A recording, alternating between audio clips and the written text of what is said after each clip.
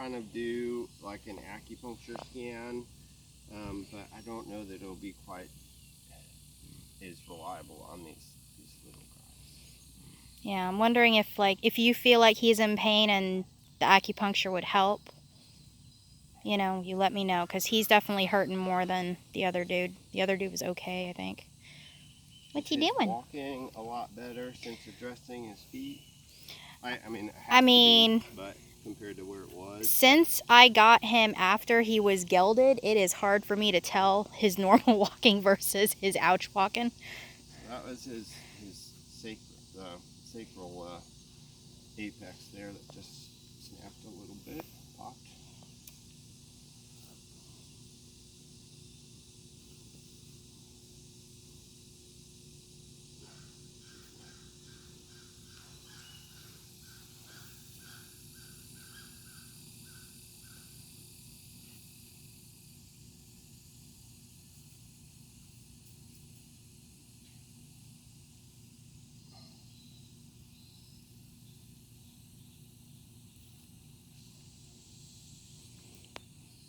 They both seem to like adjustments, at least enough not to do anything crazy. He's not taking my kneecap off.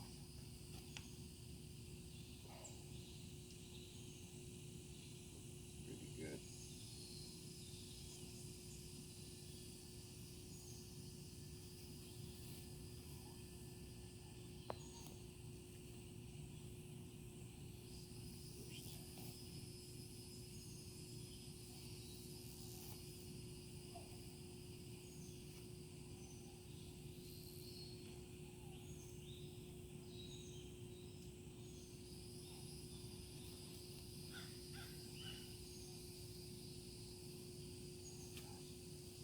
Move so much more than the horse backs.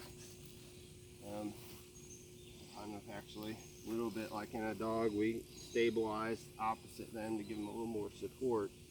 The horses are big enough that they don't quite need it, but these guys can see how much his whole spine can move as I'm motion palpating the vertebrae there.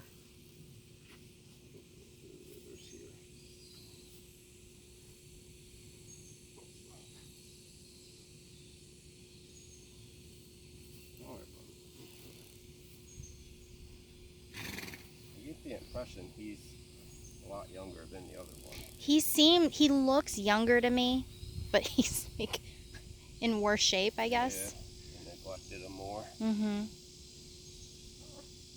But again, I feel like once upon a time somebody really loved on these guys because they're so well behaved, you know? This one actually leads really well when he, you know, when he's not, yeah, when he wants to, he leads great. But when he feels like there's something that's going to happen, like if I have to cold hose him and he knows where I'm trying to lead him, he's like, ah. They're not dumb, that's for No. sure. Actually, they're really notorious for how smart they are.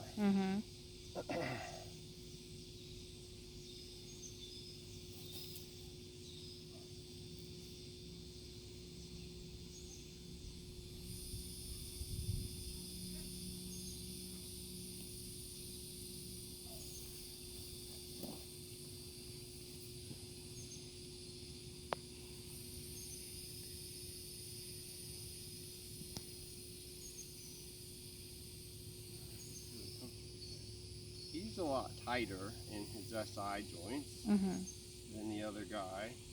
And how does that usually happen? Like, what causes that? Well, chiropractically, to create chiropractic problems, or subluxations, or I think the better term is restrictions, because the term subluxation gives people the impression of a bone out of place, or they call it the boop theory, and it's not really an accurate description of what's going on. So anytime we're doing chiropractic, the bones are not out of joint or out of place. They're just not moving through their full range of motion. And so that's why it's probably better to call it like a restriction. Maybe in a small paddock, or maybe stalled. Yeah, and so we kind of categorize the things that cause these restrictions into kind of two categories. One is micro trauma and the other is just macro trauma. So a macro trauma would be like whatever, they're running around and they fall and land on their hip sort of thing. Micro trauma is sort of like just the day-to-day life, moving around, stresses on your body, repetitive motions, those sorts of things. And probably the majority of chiropractic issues are micro trauma.